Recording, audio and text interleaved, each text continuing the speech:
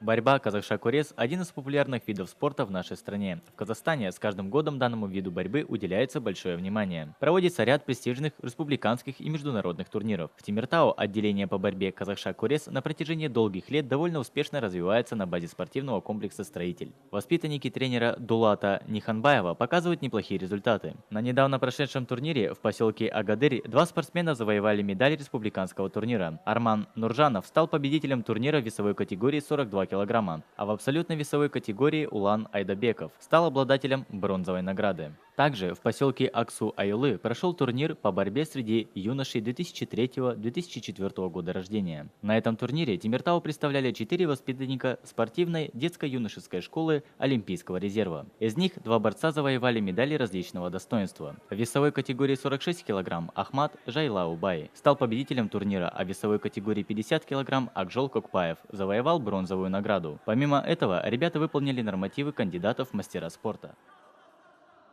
Хочу выразить благодарность руководству нашей школы, лице Кайрата Абдулаева.